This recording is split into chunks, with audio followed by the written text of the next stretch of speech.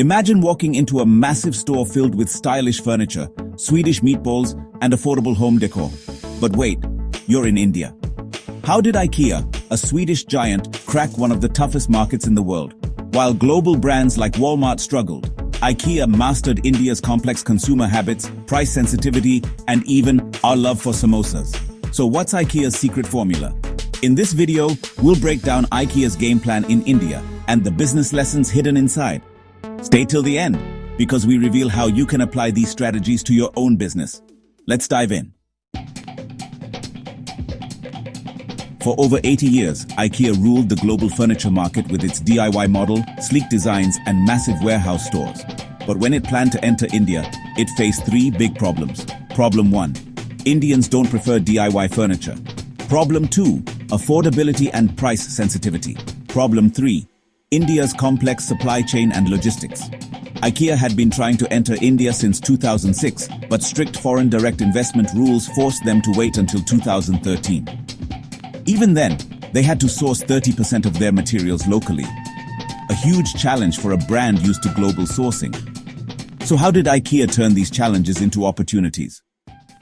Let's find out. Ikea quickly realized that India needed an Ikea with an Indian touch. So they didn't just sell Swedish meatballs. They introduced an all-vegetarian menu, including biryani, samosas, and masala tea. Fun fact, Ikea's Hyderabad store sells over 10,000 samosas per day. They also localized their products, offering stainless steel utensils, pressure cookers, and smaller-sized furniture for Indian homes. Business lesson. Adapting to local tastes can make or break a global business. Ikea is famous for its do-it-yourself model, but guess what? Indians prefer do-it-for-me. Understanding this, Ikea partnered with local service providers like Urban Company to offer furniture assembly services, making it easier for customers to buy and install their furniture. Business lesson.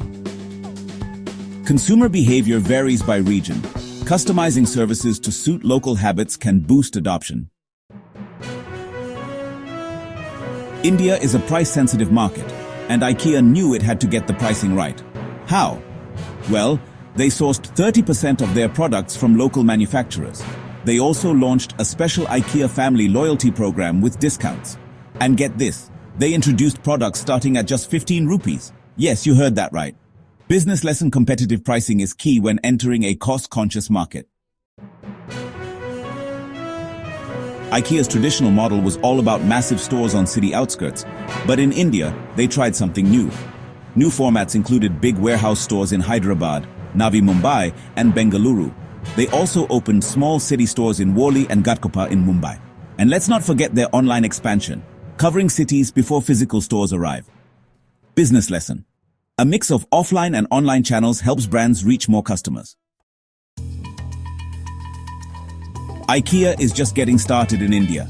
By 2030, it plans to invest 10,500 crore rupees and open more than 25 stores across major cities. As of 2025, Ikea operates several stores across India. In Hyderabad, they opened in 2018, spanning 4.8 lakh square feet. Navi Mumbai saw an opening in 2020, covering 5.3 lakh square feet. Bengaluru joined in 2022, measuring 4.6 lakh square feet. Additionally, Ikea has smaller city stores in Mumbai's Worli and Ghatkopar areas, and an expanding online presence in multiple cities.